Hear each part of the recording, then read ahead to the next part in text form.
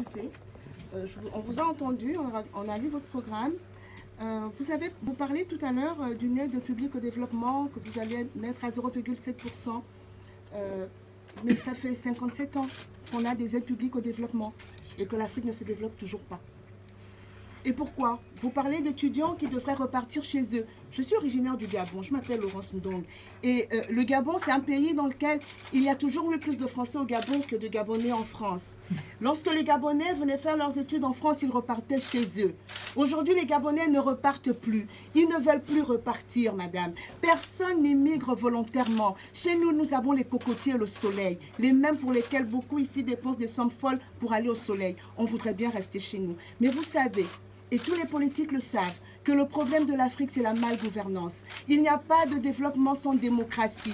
Il y a ces dictatures qui perdurent, qui ont formé ces oligarchies qui pillent nos États, qui font que dans des pays comme le Gabon, où nous avons une population d'1,5 million d'habitants, le chômage des jeunes est de 35%. Pourquoi? Parce qu'on a une seule famille, les Bongo, qui pillent. Semblerait-il que le père Bongo était ami à votre père. Mais on voit aujourd'hui, par exemple, vous voulez écrire de nouvelles relations avec l'Afrique, mais votre premier voyage, vous l'avez quand même fait au Tchad. Vous êtes quand même allé voir Idriss Déby, qui pour nous n'est pas un exemple de démocratie. Idriss Déby aujourd'hui se sert de la lutte contre le terrorisme pour redorer son image, pour redorer ses relations avec l'Europe. Mais excusez-nous, pour nous, Idriss Déby est un terroriste d'État. Autant vous pensez qu'il combat peut-être l'islamisme, mais l'islamisme se sert de quoi? Ils utilisent quoi pour transformer des jeunes en bombes humaines? Ils utilisent le désespoir.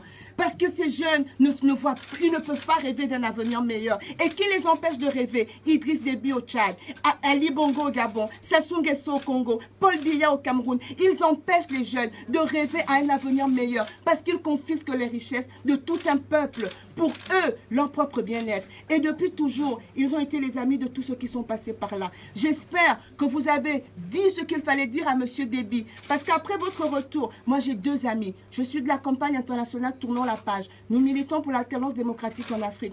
Nadjo Kaina et Bertrand Solo ont été arrêtés injustement au Tchad parce qu'ils préparaient simplement une manifestation pour demander l'alternance démocratique au Tchad.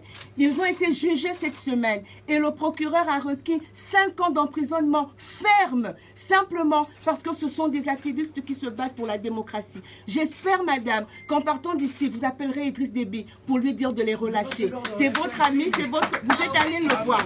J'espère que vous le ferez, vous le pourrez. C'est juste pour vous dire, je vais conclure. Le problème de l'Afrique aujourd'hui, c'est la malgouvernance. Elle est tenue par des dictateurs qui organisent de fausses élections, qui les trichent à chaque fois. Mais quand en Syrie, Bachar el-Assad tue son peuple, on est indigné en France. Mais quand Sassou Nguesso bombarde le Poul depuis 1 an, quand Ali Bongo fait massacrer des jeunes dans la rue pour se maintenir au pouvoir, et qu'on a un rapport de la mission d'observation des élections de l'Union européenne qui reconnaît que cette élection a été entachée de fraude grave, qui remettent en cause le processus et les résultats, personne ne dit rien. Qu'est-ce que vous allez faire quand vous serez à l'Élysée? Vous allez aussi les accueillir, leur tendre la main? Madame, on peut dire des choses, mais on ne peut pas dire tout.